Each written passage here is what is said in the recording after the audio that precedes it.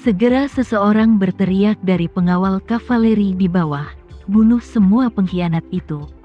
Segera, seseorang langsung menggema, "Ya, bunuh mereka." Segera, banyak orang dengan bersemangat meneriakkan slogan-slogan untuk membunuh semua pengkhianat ini. Tama berkata dengan sangat serius, "Masalah ini tidak cocok untuk membuat keputusan ketika orang banyak bersemangat. Saya akan memberi kalian 3 hari untuk membentuk kabinet terlebih dahulu. Kemudian saya akan memberi kalian 3 hari untuk membahas bagaimana menghadapi orang-orang ini. Saya harap kalian bisa tenang, berdiskusi dan memutuskan bagaimana menghukum orang-orang ini. Jika keputusan kalian adalah mengeksekusi mereka, atau mengeksekusi sebagian dari mereka, saya akan menghormati pendapat kalian." Dari sudut pandang Tama, jika penjaga kavaleri yang antusias ini tidak dihentikan, tidak satupun dari 20 orang yang dapat bertahan. Namun, jika mereka benar-benar diminta untuk membunuh ke-20 orang ini, Tama merasa itu agak berlebihan. Oleh karena itu, biarkan mereka tenang dan diskusikan masalah ini dengan hati-hati. Saat itu, saya tidak akan mencampuri penilaian mereka. Jika mereka akhirnya memutuskan untuk mengeksekusi semua orang ini, maka dia akan menghormati pendapat mereka. Setelah mendengar kata-kata Tama, Aaron Carlos berkata dengan hormat, "Jangan khawatir, Tuan Renza. Saya mengerti." Yang lain juga berteriak keras, "Saya mengerti, Tuan." Tama sedikit mengangguk dan berkata kepada Aaron Carlos sama dengan, "Pertama-tama atur seseorang untuk menjatuhkan mereka dan menjaga mereka di bawah pengawasan ketat. Bawa saya ke dasar tambang tembaga dan menemui tentara yang berkorban mati di sana." Lokasi penambangan tambang tembaga ini berada di kedalaman sekitar 500 meter di bawah tanah. Tama meminta Aaron Carlos dan komisaris yang dikendalikan olehnya untuk membawa kerumunan bersama untuk membawa sangkar pengangkat ke stasiun kematian. Sepanjang jalan, Aaron Carlos memperkenalkan situasi khusus dari tambang tembaga ini kepada Tama. Setelah pengembangan berkelanjutan selama beberapa dekade, bagian dalam tambang tembaga ini menjadi sangat rumit. Ini terdiri dari 3 bagian secara total. Yang pertama adalah bagian penambangan normal dari tambang tembaga, termasuk jalan raya dan permukaan penambangan. Yang kedua adalah bagian hidup dari orang mati dan kerabatnya. Yang ketiga adalah semua bagian material dengan penyimpanan perangkat. Turun dari kepala sumur ke dasar sebenarnya hanya sampai ke permukaan kerja tambang tembaga. Setelah turun, terlihat bahwa ini adalah tambang tembaga berukuran sedang yang sangat standar. Semua fasilitas dan peralatan diperlukan untuk produksi, dan tidak ada kelainan sama sekali.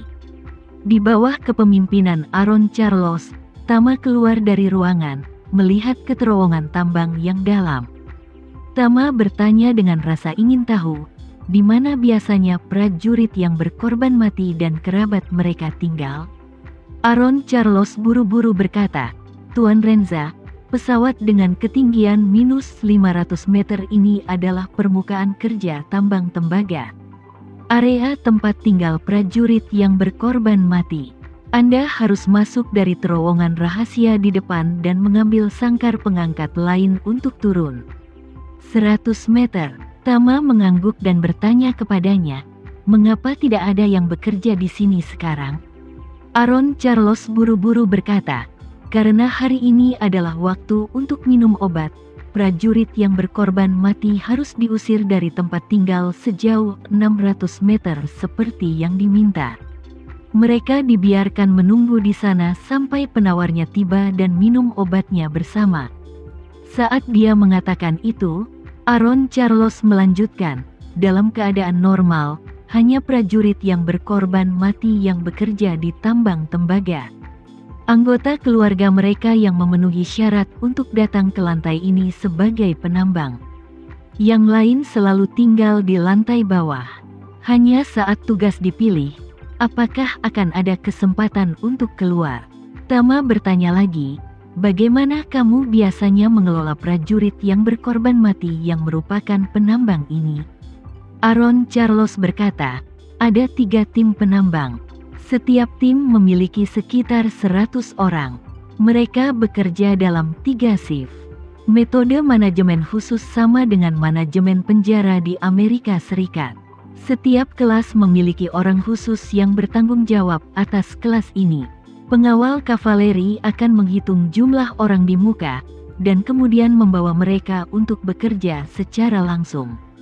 Pengawal kavaleri di atas juga akan menghitung jumlah orang yang bertugas di bawah manajemen mereka tepat waktu.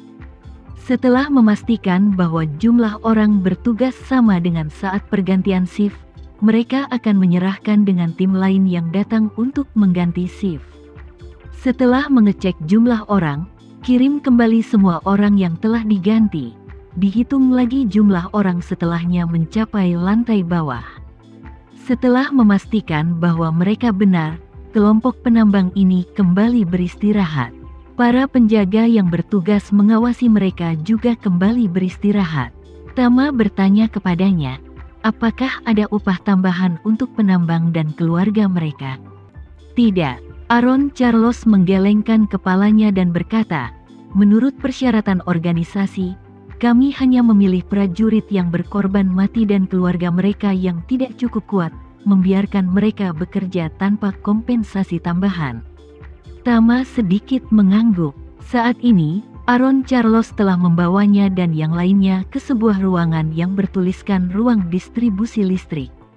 Setelah memasuki ruangan, hal pertama yang terlihat adalah peralatan sirkuit yang terorganisir dengan baik. Tetapi setelah Aaron Charles mengoperasikan sekelompok lemari distribusi di dinding untuk sementara waktu, seluruh dinding tiba-tiba terbuka perlahan ke dalam.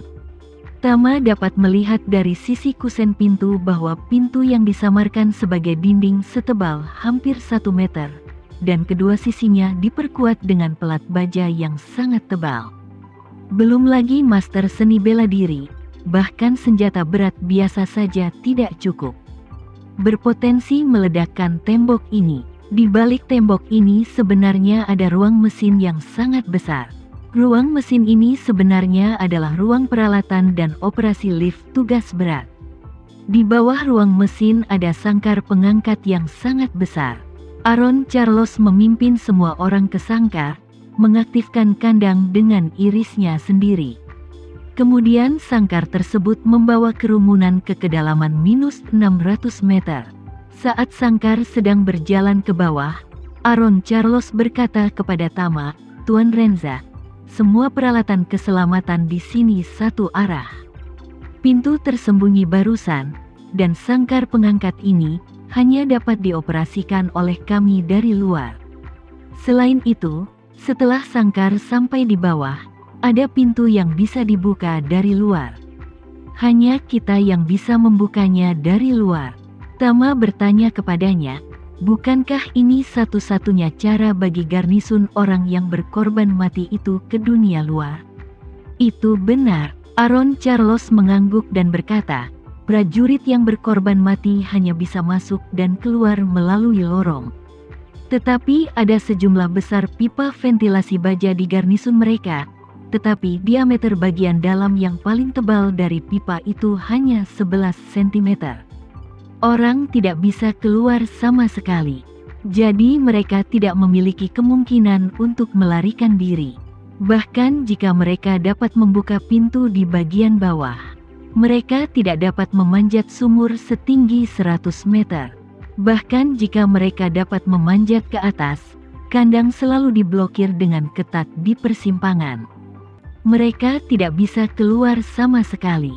Jadi belum ada jalan keluar dari penjara sejak digunakan selama bertahun-tahun. Setelah berbicara, Aaron Charles berkata lagi, tentu saja, ini juga ada hubungannya dengan racun di tubuh mereka. Bahkan jika mereka melarikan diri dari sini dengan segala upaya, tanpa memahami obatnya, mereka pasti akan mati dalam waktu seminggu. Tama mengangguk, merasa sedikit lebih mengagumi lingkungan hidup orang yang berkorban mati. 600 meter di bawah tanah, tanpa melihat matahari selama bertahun-tahun. Seberapa sulitkah kehidupan seperti ini? Seperti yang dikatakan Fion, banyak anak dari orang yang berkorban mati lahir di sini. Sejak dia lahir sampai dia mulai bekerja untuk organisasi pada usia 20 tahun. Selama 20 tahun di antaranya, dia bahkan tidak memiliki kesempatan untuk melihat matahari. Memikirkan hal ini, bagaimana menyelesaikan kehidupan orang yang berkorban mati ini dan keluarganya di masa depan, telah menjadi masalah yang relatif sulit.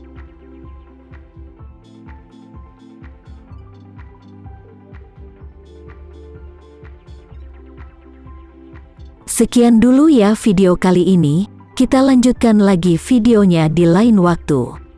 Oh iya, bagaimana menurut kalian? Semoga bisa sedikit menghibur kalian semua. Untuk teman-teman yang baru nonton, jangan lupa subscribe ya, hehehe. Dan kalau teman-teman ada yang ingin gabung langganan, bisa langsung gabung saja untuk dapat fitur yang menarik dan sedikit membantu Mimin. Terima kasih banyak sudah menonton, sampai jumpa lagi, bye.